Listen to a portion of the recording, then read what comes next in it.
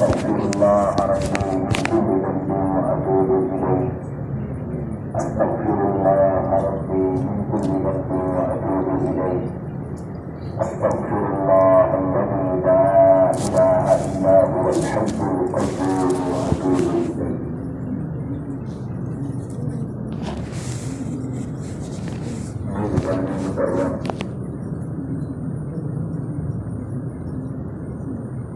جامعہ قادریہ حنفیہ ملتان کے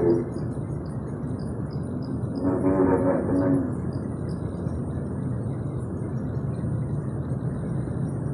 اس خانقاہ اور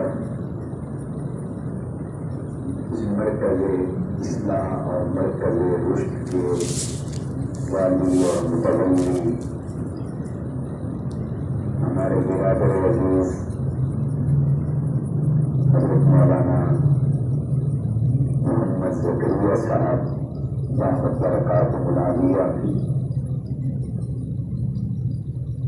جانشین مخدوم العلماء شیخ المشایخ شیخ الحدیث حضرت اقدس حضرت مولانا محمد نواز صاحب نظر اللہ مرتبہ، اس جامعہ کے جملہ اساتذہ کرام، باہر سے تشریف لائے ہوئے مشائخ اور علماء کرام،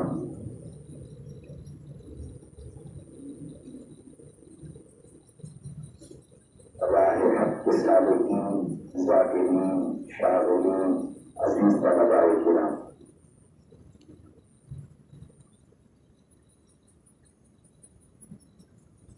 نظام دنیا ہے کہ آج جامعہ قادریہ حنفیہ ملتان ہم موجود ہیں، لیکن ہمارے اس جامعہ اور گلشن کے بانی، اس خانقاہ کے بانی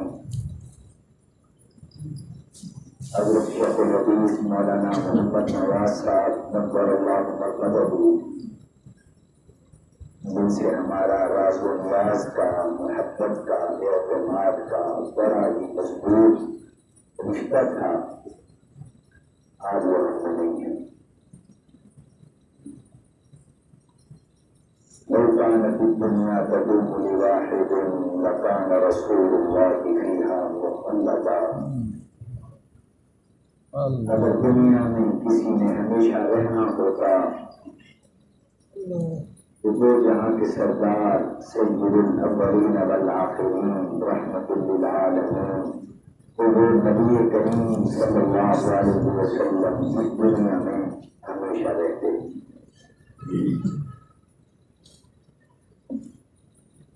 مولانا عبدالرحیم صاحب اگر تشریف لائے ہو تو آگے آ جائیں۔ اگر شیخ مولانا عبدالرحیم صاحب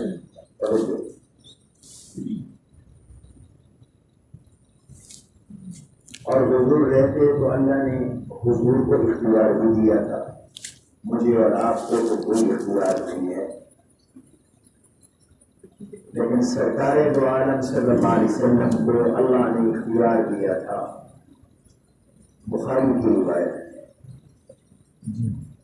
ان اللہ خیر عبدا بین ان یختار من زہرۃ الدنیا وبین ان یختار الآخرۃ فاختار الآخرۃ۔ انہوں نے اپنا نام نہیں لیا، اشارتاً فرمایا۔ سیدنا ابی سعید خدری رضی اللہ عنہ کی روایت ہے، اللہ نے ایک بندے کو اختیار دیا ہے کہ وہ چاہے تو دنیا کا بادشاہ بن کے رہے اور چاہے تو وہ آخرت میں اللہ کے پاس چلا جائے، آخرت کو سدھار لے۔ اس بندے نے آخرت کو سدھار لیا، آخرت کو چن لیا، آخرت کو منتخب کر لیا۔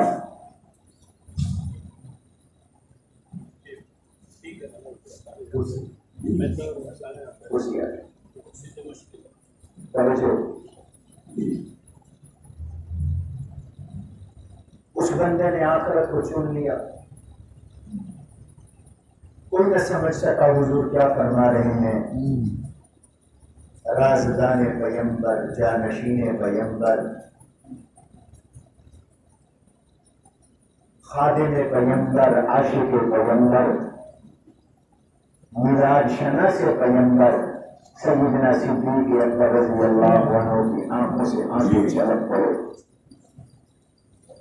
ابھی سے حضور فرماتے ہیں کہ ہم حیران تھے کہ حضور نے ایک بات فرمائی ہے، ابو بکر روئے جا رہے ہیں، ہم نہ سمجھ سکے کہ ہم نہیں سمجھے، ابو بکر سمجھ گئے ہیں۔ ہم نہ سمجھ سکے کہ ہم نہیں سمجھے، ابو بکر سمجھ گئے ہیں۔ ابو بکر سمجھ چکے تھے کہ ان اللہ خیر عبدا میں عبدا سے مراد حضور صلی اللہ علیہ وسلم ہے اور حضور دنیا سے جانے والے ہیں۔ لیکن دوستو حضور دنیا سے چلے گئے، سارے نبی چلے گئے، لیکن اللہ کا دین زندہ ہے۔ وما محمد الا رسول قد خلت من قبله الرسل، بہت سے رسول گزر چکے، سوائے عیسیٰ علیہ السلام کے وہ آسمانوں پہ زندہ تابندہ بسلامت بکرامت ہیں، اور اب وہ وقت آ چکا ہے کہ ان کا نزول ہونے والا ہے اور یہودیت کی اور دجالیت کی موت آنے والی ہے۔ باقی سب گزر چکے۔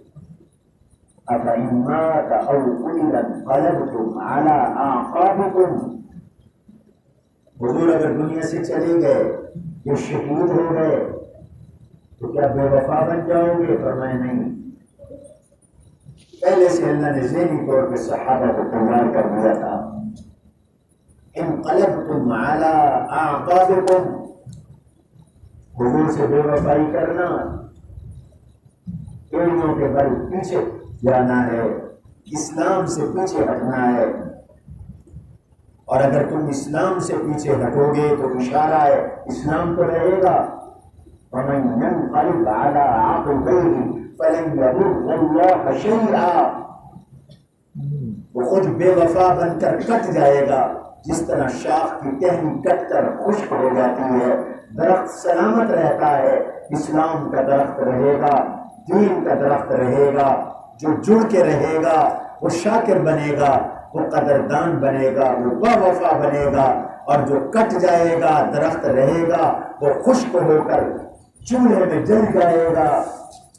وہ ٹہنی اس ٹہنی کی طرح وہ چولہے میں جل جاتی ہے، خشک ہو جاتی ہے، اور اس کا نام و نشان مٹ جاتا ہے۔ فرمایا اسلام کے ساتھ جڑے رہنا، وَمَن يَنقَلِبْ عَلَىٰ عَقِبَيْهِ فَلَن يَضُرَّ اللَّهَ شَيْئًا، اگر تم پیچھے ہٹ جاؤ گے اللہ کو کوئی نقصان نہیں پہنچا سکو گے۔ اللہ اپنے دین کا خود محافظ ہے، اللہ اپنے دین کے کاموں کا بھی خود محافظ ہے۔ یہی پیغام ہے میرے لیے بھی اور آپ کے لیے۔ اللہ ان خانقاہوں کا محافظ ہے، اللہ ان مدارس کا محافظ ہے، اللہ ان دین کے کاموں کا محافظ ہے، یہ کسی کی ذات پر منحصر نہیں ہے۔ اس وجہ سے وَمَن يَنقَلِبْ عَلَىٰ عَقِبَيْهِ فَلَن يَضُرَّ اللَّهَ شَيْئًا وَسَيَجْزِي اللَّهُ الشَّاكِرِينَ، قدردان بنو، وفادار بنو، اللہ تمہیں بدلہ دیں گے، اللہ تمہیں جزا عطا فرمائے۔ بے شک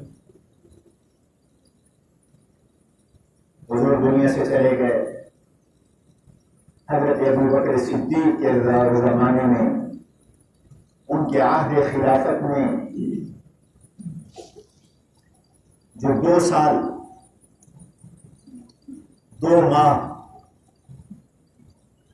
10 دن ہے، اس 2 سال 2 ماہ 10 دن میں اسلام گھٹا نہیں، اسلام بڑھا ہے۔ بے شک پھر سیدنا عمر بن خطاب رضی اللہ تعالی عنہ کا دور خلافت آیا، وہ سنہری دور خلافت، وہ مضبوط دور خلافت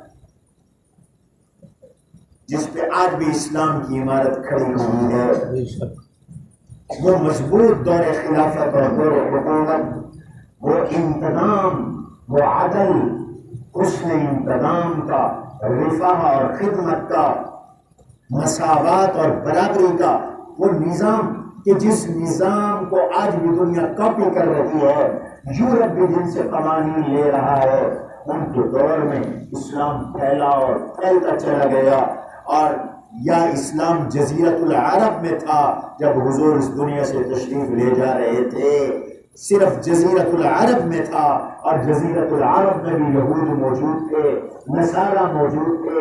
آپ نے وصیت فرمائی تھی اخرجوا اليهود والنصارى من جزیرت العرب، جزیرہ عرب سے ان کو نکال دینا۔ فاروق اعظم نے حضور کی خواہشیں بھی پوری کر دی، وصیتیں بھی پوری کر دی، صرف جزیرت العرب میں نہیں 3 بڑے اعظموں نے اسلام کو پھیلا دیا۔ حضور دنیا سے چلے گئے، اسلام بڑھتا چلا گیا۔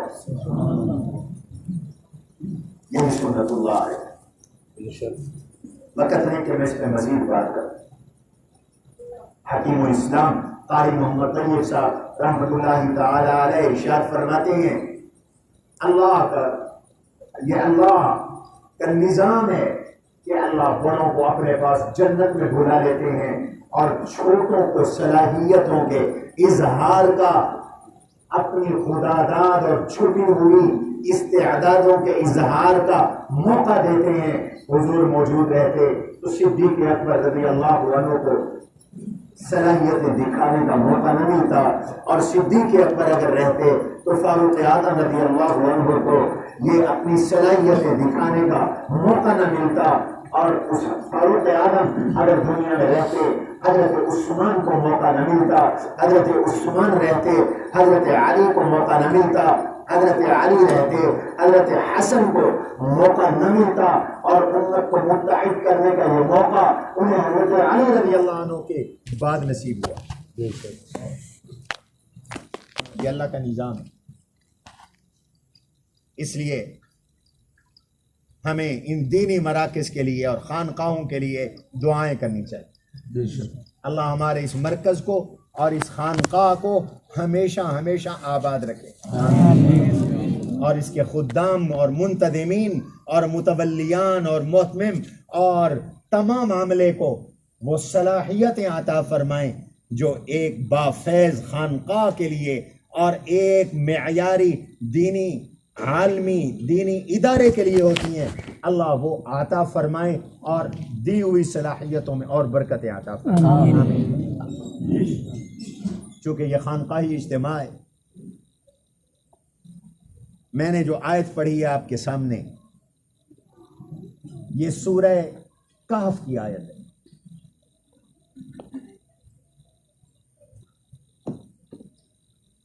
اور آپ جانتے ہیں کہ سورہ کہف فتنوں کا علاج ہے۔ بے شک سورہ کہف میں فتنوں کی نشاندہی کی گئی ہے، اور سورہ کہف میں فتنوں کا علاج بتایا گیا ہے۔ اس صورت میں 4 فتنوں کا ذکر ہے۔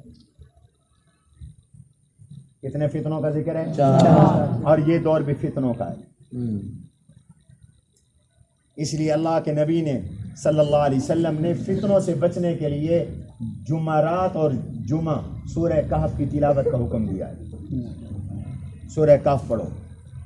یہ جن صورتوں کی تلاوت کی ترغیب دی جاتی ہے اس سے مقصود یہ ہوتا ہے، یاد رکھیے، جن صورتوں کی تلاوت کی موقع بموقع ترغیب دی جاتی ہے ان سے مقصود یہ ہوتا ہے کہ ان صورتوں کو پڑھو، ان کے مضامین کو سمجھو، اور ان میں ذکر کیے گئے مضامین کو اپنے عمل میں لاؤ۔ یہ الفاظ کی بھی تاثیر ہوتی ہے، برکت ہوتی ہے، لیکن مقصود الفاظ سے تاثیر حاصل کرنے کے ساتھ ساتھ ان صورتوں کے مضامین کو کی طرف متوجہ کرنا ہوتا ہے کہ ذرا دیکھو ان صورتوں میں اللہ نے کیا کیا مضامین بیان کیے۔ ہمیں ترغیب دی گئی روز رات کو واقعہ پڑھو، تو سورہ واقعہ کے مضامین کو دیکھو۔ سورہ واقعہ فکر آخرت پیدا کرتی ہے۔ سورہ واقعہ کے اندر اللہ نے 3 جماعتوں کا اور 3 طبقات کا ذکر کیا ہے، مقربین کا ذکر کیا ہے، مومنین کا ذکر کیا ہے۔ اور اللہ تعالیٰ نے اس میں اصحاب شمال اور جہنمیوں کا ذکر کیا ہے. تم یہ پڑھو گے فکر آخرت پیدا ہوگی, دنیا کے فکروں سے آزاد ہو جاؤ گے تو اللہ تمہاری دنیا کی ضرورتوں کو پورا کر دے گا. کبھی بھوکے نہیں مرو گے, کبھی فاقہ نہیں ہوگا. من قرأ سورة الواقعة كل ليلة لم تصبه الفاقة ابدا, جو ہر رات واقعہ پڑھے گا اس کو کبھی فاقہ نہیں آئے گا. بے شک. سیدنا عثمان رضی اللہ عنہ کے دور کا عبداللہ بن مسعود رضی اللہ عنہ بیمار ہو گئے. یہ وہ جلیل القدر صحابی رسول ہیں جو اول الاسلام ہے. ابتدائی چند ان لوگوں میں ہیں جو سب سے پہلے مسلمان ہوئے, اور یہ عبداللہ بن مسعود وہ ہیں جن کو حضور نے اپنا لوٹا, حضور نے اپنا طہارت کا برتن, اپنا مسواک, اور اللہ کے نبی علیہ الصلوۃ والسلام نے اپنا بستر اور تکیہ سفر میں ان کے حوالے کیا ہوا تھا, اور حضور ان سے اتنے خوش تھے.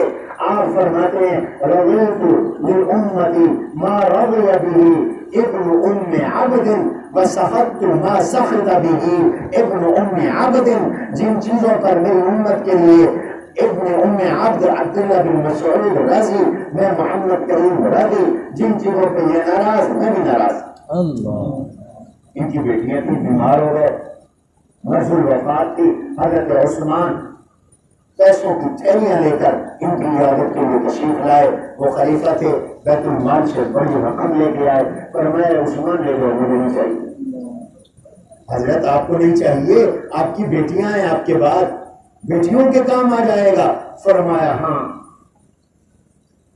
میں نے جب سے اپنی بیٹیوں کو واقعہ یاد کروائی ہے مجھے ان کے فاقے کا کوئی اندیشہ نہیں ہے کہ اللہ کے نبی علیہ الصلوۃ والسلام نے فرمایا تھا جو ہر رات واقعہ پڑھ لے اس کو کبھی بھی فاقہ نہیں آئے گا.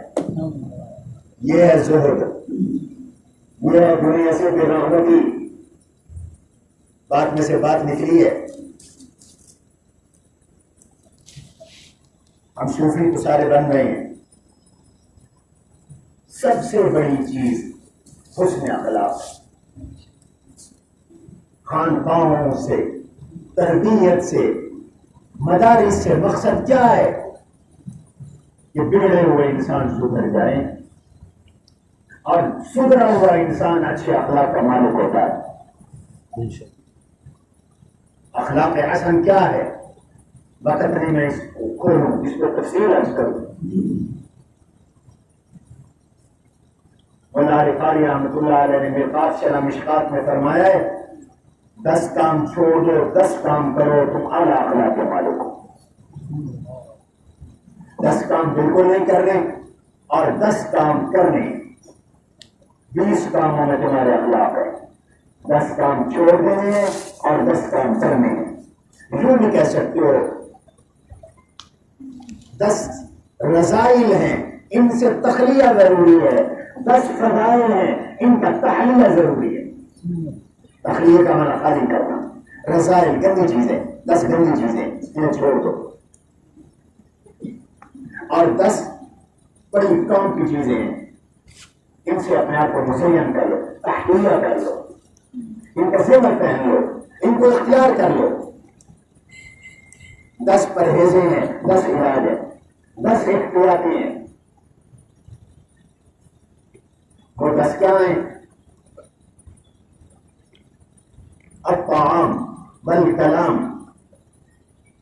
کھانا زیادہ نہیں کھانا, اتنا کھانا ہے جتنی ضرورت ہے. الکلام بہت نہیں بولنا, زیادہ بولنا یہ اخلاق کے خلاف ہے.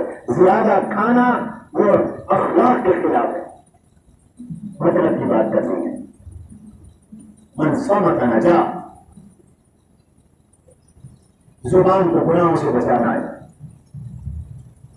زیادہ بولو گے هل يكب الناس على وجوههم او قال على مناخرهم النار الا حصائد السنتهم. بھائی چہرے کے بل گردن کے بل جہنم میں گرانے والی چیز ادھر منہ گرانے والی چیز یہ زبان ہے.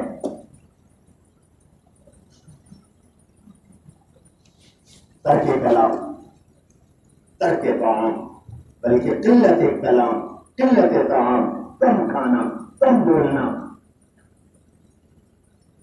زیادہ بولنے کو چھوڑ دو زیادہ کھانے کو چھوڑ دو حسد کو چھوڑ دو بخل کو چھوڑ دو. یہ جو حسد ہے آدمی کو برباد کر دیتا ہے. زمین پہ سب سے پہلا گناہ حسد کا ہوا ہے. آسمانوں پہ گناہ حسد کا ہوا ہے. شیطان حسد کی وجہ سے تباہ ہوا ہے. زمین میں قابیل نے حابیل کو حسد کی وجہ سے قتل کیا ہے. حاسد اور حسد کرنے والا اللہ کی ناراضگی کا مستحق ہوتا ہے.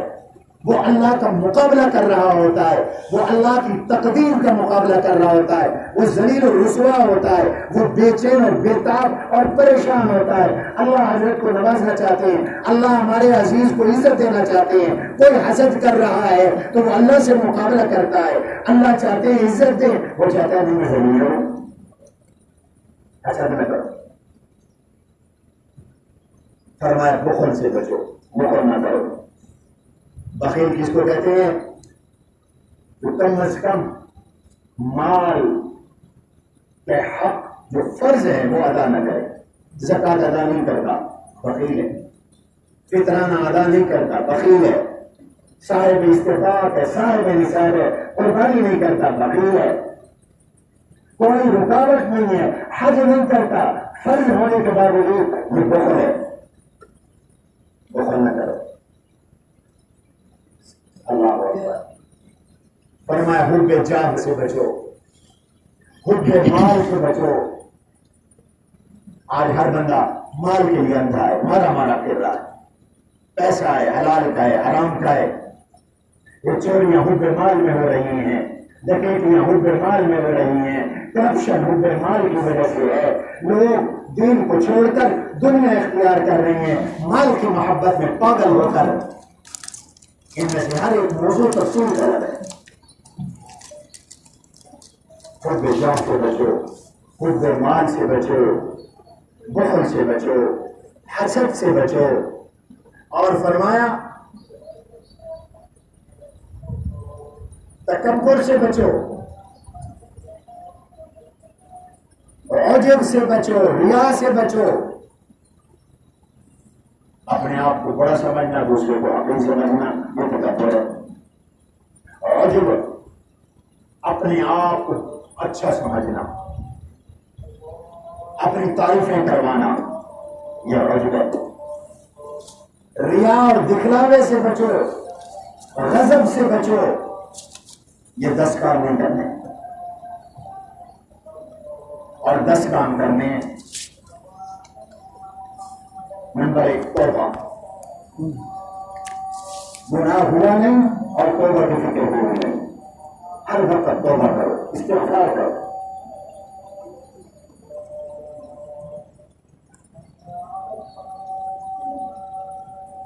فرمایا جو توبہ کرتا ہے, استغفار کرتا ہے, اس کا گناہ کوئی سرا نہیں. اور اللہ کا ڈر پیدا کرو, خوف خدا پیدا کرو. نمبر 3 زہد اختیار کرو. عبداللہ بن مسعود زہد والے تھے. یہاں سے بات چلی, دنیا سے بولا بدلی. اللہ کے رسول کے باتوں کو اتنا یقین ہے, کیسے واپس کر دیا؟ حضرت عثمان کو انکار کر دیا. یہ ہے زہد. دنیا سے منہ موڑنا. یہ لذت اٹھا کے دیکھو, دنیا پیچھے بھاگے گی. جن لوگوں نے دنیا سے منہ موڑا, دنیا ان کے پیچھے ہے. جو دنیا کے پیچھے بھاگے ان کی زندگیاں برباد ہو گئی, دنیا آگے نکل گئی.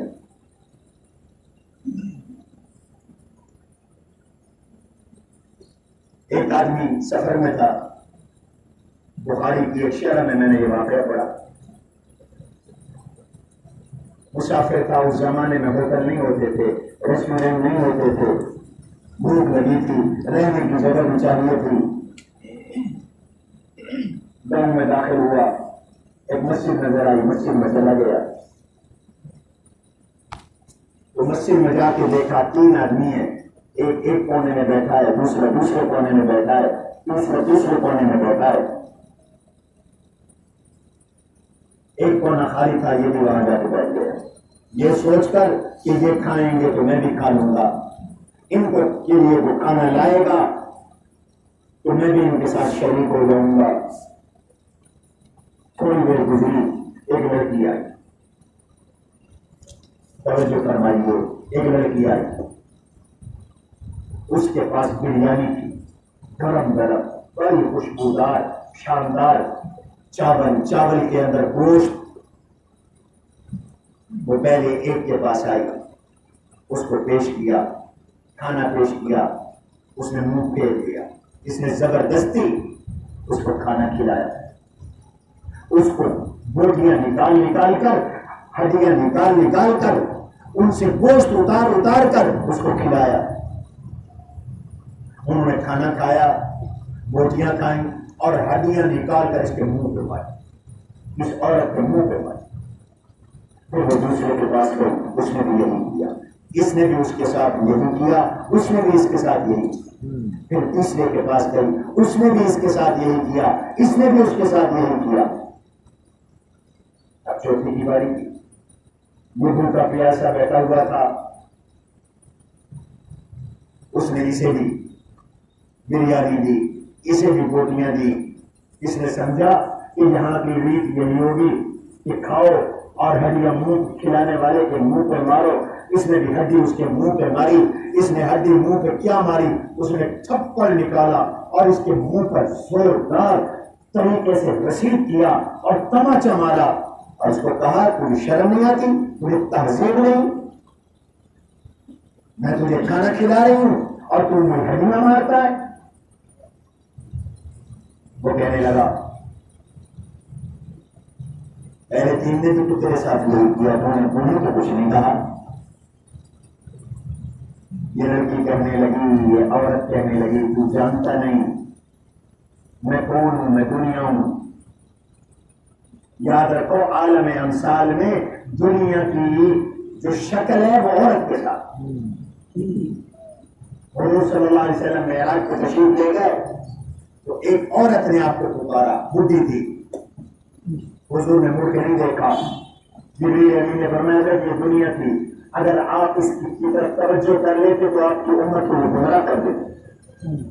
عالم مثال میں دنیا کی شکل عورت کے ساتھ ہے، تو وہ دنیا تھی، اور وہ کہنے لگی کہ وہ 3 آدمی تو مجھ سے روٹے ہوئے ہیں، مجھے چھوڑ گئے ہیں، میں ان کو مناتی پھر رہی ہوں، میں ان کی منتیں کرتے پھر رہی ہوں، میں ان کے لیے کھانے کھلاتی ہوں، میں ان کے لیے گوشت کھلاتی ہوں، وہ مجھے مارتے ہیں، بے عزتی کرتے ہیں، میں تب بھی ان کے پاس جاتی ہوں، اور تو میرا طالب ہے اور تو بھوکا پیاسا، تو مجھے چاہنے والا، تجھے کیسے جرت ہو گئی تم میرے منہ پہ تھپڑ مارے؟ ارے میاں، جو زہد اختیار کرتا ہے، دنیا سے بے رغبتی اختیار کرتا ہے، دنیا سے منہ موڑتا ہے، اللہ کی طرف اپنا رخ کر لیتا ہے، دنیا اس کے پیچھے ہوتی ہے، دنیا اس کے پیچھے ہوتی ہے۔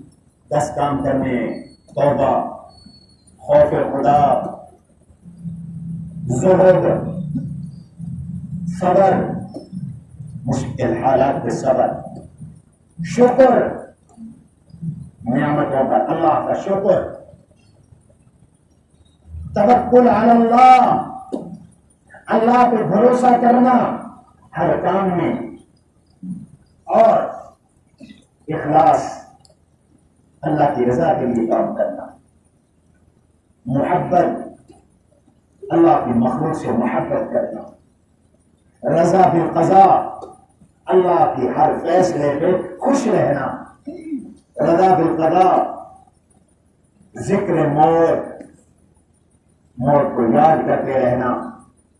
تو یہ 10 چیزیں ہیں جو کرنے ہیں۔ اب میں واپس آ رہا ہوں، اپنی بات کو اختتام کی طرف لا رہا ہوں، شروع بھی ہوئی ہے، اختتام بھی کر رہا ہوں۔ ابن مسعود رضی اللہ تعالی عنہ نے زہد اختیار کیا، تو اللہ کے نبی علیہ السلام نے جس صورت کے بھی فضائل بیان کیے مقصود یہ ہے کہ وہ پڑھو اور اس کے مضامین پہ غور کرو، ان کے مضامین سے درس حاصل کرو۔ جمعرات جمعے سورہ کہف پڑھنے کا حکم ہے، یہ افضل رات ہے جمعرات کی، یاد رکھو جیسے عیدین کی راتیں افضل، لیلۃ القدر افضل، شب برات افضل، ایسے جمعرات بھی افضل۔ ان 5 راتوں کو علماء نے افضل راتیں کہا، عبادت کی راتیں کہا، قبولیت دعا کی راتیں کہا۔ اور جمعہ کا دن ان من افضل ایامکم یوم الجمعہ فیہ خلق آدم وفیہ نفخ وفیہ صعق فاکثروا علی من الصلاة فإن صلاتکم معروضة علی قیل کیف وقد رميت قال إن الله حرم على الأرض أن تأكل أجساد الأنبياء ونبي الله حي يرزق أو كما قال۔ اللہ کے نبی علیہ السلام نے فرمایا بہترین دن ہے، تو اس بہترین دن میں سورہ کہف کی تلاوت۔ یہ سورہ کہف کی تلاوت سے کیا ہوگا؟ فتنوں سے بچو گے۔ کیوں؟ ان میں فتنوں کا ذکر ہے، 4 فتنوں کا ذکر ہے۔ ایک فتنہ ہے ریاست اور حکومتوں پہ جبر سے ایمان کی ترک کا۔ ریاست اور حکومت آپ کو زبردستی دین چھوڑوا رہی ہو، جیسے اصحاب کہف کو بادشاہ وقت دقیانوس نے یہ الٹیمیٹم دے دیا تھا کہ 3 دن کے اندر اندر تم توحید کو چھوڑ دو اور مشرک بن جاؤ ورنہ قتل کر دیے جاؤ گے، ورنہ قتل کر دیے جاؤ گے۔ یہ فتنہ ہے، اور آج بھی دنیا میں یہ فتنہ شروع ہو چکا ہے۔ غزہ کے والوں پر کیا ظلم نہیں ہو رہا؟ آپ نہیں دیکھتے؟ وہ کہتے ہیں چھوڑو غزہ کو، تمہیں گھر دیتے ہیں ورنہ تمہیں ختم کر دیں گے، اور 90% ختم کر دیا ان ظالموں نے۔ ان کے یہاں کوئی انسانی احساس نہیں رہا، یہ سب کہنے کی باتیں تھیں، دنیا نے دیکھ لی۔ میرا فتنہ ہے دین بچانا۔ آج دین چھڑوایا جا رہا ہے ڈنڈے کے زور پر۔ دنیا کے اندر ایسے حالات آ جائیں تو کیا کریں؟ سورت کا ہم بتا رہے ہیں کیا کریں۔ ایک مال کا فتنہ ہے، مال اللہ سے غافل کرتا ہے، آخرت سے غافل کرتا ہے۔ مال طغیان اور سرکشی پیدا کرتا ہے، مال قارون بنا دیتا ہے، مال فرعون بنا دیتا ہے، مال شداد بنا دیتا ہے، ولید بن مغیرہ بنا دیتا ہے۔ مال کا بھی بڑا فتنہ ہے، اس فتنے سے کیسے بچے یہ بھی کہف نے بتایا۔ علم بھی بعض اوقات باعث فتنہ ہوتا ہے، تکبر پیدا ہو جاتا ہے۔ علم کی وجہ سے دلوں کے اندر دوسروں کی تحقیر پیدا ہو جاتی ہے، تو علم والے فتنے سے کیسے بچے یہ بھی سورۃ کہف نے بتایا۔ اور چوتھا جس فتنے کا ذکر ہے وہ ہے حکومت کا فتنہ۔ اقتدار مل جائے، منصب مل جائے، عزت مل جائے، شہرت مل جائے، عہدہ مل جائے، افسری مل جائے، وزارت مل جائے، تو پھر آدمی کو فتنہ لاحق ہوتا ہے۔ آدمی کیسے بچے اس فتنے سے؟ ان 4 فتنوں کا ذکر ہے اس سورہ کہف میں، اور ان 4 کا علاج ہے۔ اس فقیر نے اپنی تفسیر نقوش قرآن میں یہ 4 فتنے اور ان 4 کا علاج وہاں ذکر کر دیا ہے۔ یہاں کو تو خانے میں یقیناً موجود ہوگی، دیکھنے کا لگا۔ دین کی تبدیلی کا جو فتنہ ہے، اس فتنے سے بچنے کے لیے اللہ تعالی نے 2 علاج بتائے۔ پہلا علاج اتل ما اوحی الیک من کتاب ربک لا مبدل لکلماتہ ولن تجد من دونہ ملتحدا۔ دوسرا علاج واصبر نفسک مع الذین یدعون ربهم بالغداة والعشی یریدون وجہہ۔ 2 کام کرو۔ پہلا کام فرمایا قرآن کے ساتھ چمٹ جاؤ۔ اتل ما اوحی الیک من کتاب ربک، قرآن کی تلاوت کرو۔ لہذا ہر طالب کے لیے، ہر عالم کے لیے ہر صوفی کے لیے، ہر سالک کے لیے، ہر خانقاہ کے مرید کے لیے سب سے بنیادی وظیفہ نماز کے بعد تلاوت قرآن کی تلاوت کرو بھائی۔ اور میں دست عرض کرتا ہوں اپنے فضلہ سے، فارغ ہوتے ہیں اللہ عزت دے دیتے ہیں، لیکن جلد فکروں میں پڑ جاتے ہیں اور وہاں پہنچ کر ایسے دھڑام سے گرتے ہیں کہ پھر پوری زندگی اٹھ نہیں سکتے۔ کبھی کوئی فتنہ لاحق ہو گیا، کبھی کوئی فتنہ لاحق ہو گیا، کبھی کوئی۔ آپ ماضی کے چند نامور لوگوں کو دیکھیں، اٹھے تھے چھات کی طرف بیٹھے، پتہ ہی نہیں کہاں ہیں، زندہ ہیں، مر گئے ہیں، کہاں ہیں۔ اور ایک زمانہ تھا ان کا پوٹی بولتا تھا یہ کیا ہوا، اعمال سے دوری کی وجہ سے فتنے میں پڑ گئے۔ قرآن کی تلاوت کر، اتل ما اوحی الیک من کتاب ربک، اپنے رب کی کتاب کو پڑھو، ولن تجد من دونہ ملتحدا، بھائی قرآن سے کوئی بندہ قرآن کے وہ ضابطے ہیں جو ٹل نہیں سکتے، ہٹ نہیں سکتے۔ اور دوسری بات وَاصْبِرْ نَفْسَكَ مَعَ الَّذِينَ يَدْعُونَ رَبَّهُمْ بِالْغَدَاةِ وَالْعَشِيِّ، ان اللہ والوں کے ساتھ اپنے آپ کو ایسے جوڑ لو جیسے لوہا مغناطیس کے ساتھ جوڑ جاتا ہے، چپک جاؤ ان لوگوں کے ساتھ، کن کے ساتھ؟ یدعون ربهم، اللہ سے دعائیں کرنے والے ہوں، بالغداة والعشی، صبح بھی اور شام۔ اب میں 2 منٹ میں بات سمیٹ رہا ہوں، میرا وقت ختم ہو گیا ہے۔ دوسری بات یہ معلوم ہوئی کہ اپنے ایمان اور اپنی روح کی مضبوطی کے لیے جیسے تلاوت قرآن کرنا ہے، ویسے ہر صبح ہر شام ذکر بھی کرنا ہے، دعائیں بھی کرنا ہے۔ آج ہم ان دعاؤں سے غافل ہیں، کسی کے گھر میں جنات ہیں، کسی پہ جادو ہے، گھر میں بھی بے برکتی ہے، چوریاں ہو رہی ہیں، گھر کے اندر ناچاقی ہے، لڑائیاں ہیں، جھگڑے ہیں، اور بھائی گھروں کو ہم نے شیطان کا گھر بنایا ہوا ہے۔ یہ ساری بنائے دعائیں قرآن پڑھنے سے شیطان بھاگتا ہے۔ ہمارے گھروں میں تلاوت قرآن نہیں، ہمارے کمروں میں تلاوت قرآن نہیں، ہمارے زبانوں پہ تلاوت قرآن نہیں۔ حضور علیہ السلام نے ارشاد فرمایا ہے الذی لیس فی جوفہ شیء من القرآن فہو کالبیت الخرب، جب سینہ قرآن سے خالی ہو تو ویران گھر کی طرح ہے۔ ان الشیاطین تنفر من البیت الذی تقرأ فیہا سورۃ البقرہ، تم سورہ بقرہ پڑھتے ہو شیطان بھاگ جاتے، نہیں پڑھتے شیطان آ جاتے۔ اسی طرح ہم دعائیں نہیں کرتے، بھائی صبح شام کی مسنون دعاؤں کا اہتمام کریں۔ اس سے کیا ہوگا؟ جسم کو کھانے کی ضرورت ہے، 2 وقت کھانا ہم اسے کھلا رہے ہیں، اس لیے زندہ کر رہے ہیں، اور اگر ہم کھانا پینا چھوڑ دیں کمزور پڑ جاتے ہیں، مر جاتے ہیں۔ بھائی ہم اپنی روح کو، اپنے ایمان کو غذا دیں روزانہ، ورنہ یہ بھی کمزور پڑ جائے گا، مر جائے گا۔ اور اس کی غذا کیا ہے؟ صبح شام ذکر اللہ، صبح شام دعائیں، صبح شام تلاوت، صبح شام اذکار، یہ روح کی غذا ہے۔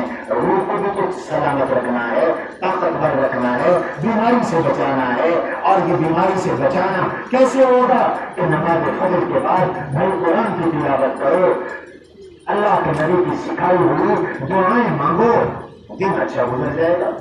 بسم اللہ الذی لا یضر مع اسمہ شیء فی الارض ولا فی السماء وهو السمیع العلیم، کوئی تکلیف نہیں آئے گی۔ اعوذ بکلمات اللہ التامات من شر ما خلق، سانپ، بچھو، حشرات الارض سے محفوظ رہو گے۔ اللہ کی نعمتوں کا شکر ادا کرو اور کہو الہ العالمین اصبحنا واصبح الملک للہ، اللہ ہماری صبح اچھی ہو گئی، پورے ملک کی صبح اچھی ہو گئی، تو نے ہمیں صبح عطا کی، امسینا وامسی الملک للہ۔ اور بھی دعائیں، اس پر چھوٹا سا میرا کتابچہ ہوا ہے، صبح شام کی مسنون دعائیں۔ میرے بھائیوں، اس طرح ہماری زندگی ہمارا ایمان محفوظ ہے. صبح شام کی دعائیں. فرمایا ان اللہ والوں کے ساتھ اپنے آپ کو